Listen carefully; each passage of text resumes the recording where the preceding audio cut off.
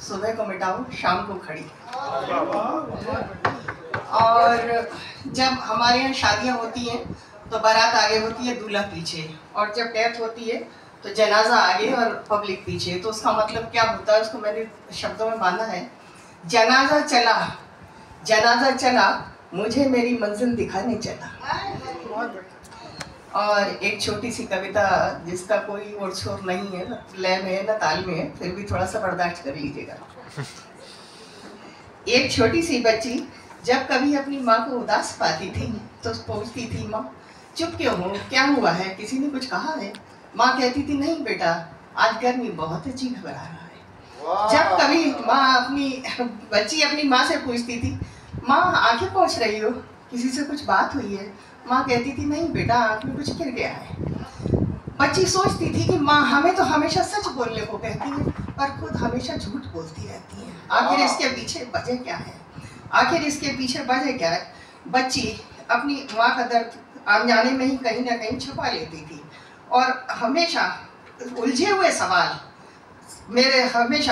सवालों का बेतुका सा जवाब क्यों देती है? समझ में नहीं आता कि ऐसी क्या वजह है। माँ पढ़ी लिखी तो नहीं थी लेकिन रसोई का अंकगणित बहुत अच्छे से जानती थी। माँ पढ़ी लिखी तो नहीं थी लेकिन रसोई का अंकगणित बहुत अच्छे से जानती थी और रिश्तेदारों का तमाम व्याकरण और समीकरण, बीजगणित सभी कुछ अच्छे से समझ जाती थी। और पिता के मस्तक पर उभरी रेखाएं ऐसी प्रतीत होती थी जैसे किसी ने कंपास से रेखाएं खींच दी हो, आड़ी तिरछी त्रिज्या और भुजाएं।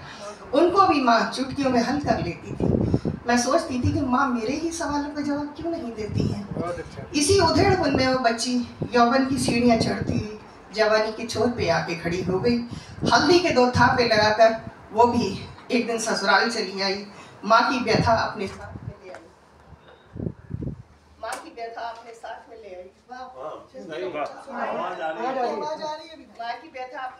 ले आई। और वो समझने लगी कि एक औरत का सच बोलना कितना खतरनाक होता है। एक औरत का सच कहना कितना खतरनाक होता है। लोग कहते हैं कि औरत ही मकान को घर बनाती है।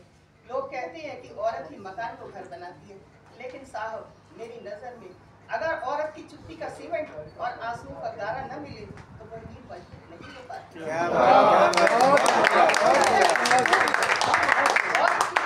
और आंसुओं का गारा न मिले तो नींव पर नहीं हो पाती है, मजबूत नींव नहीं हो पाती है।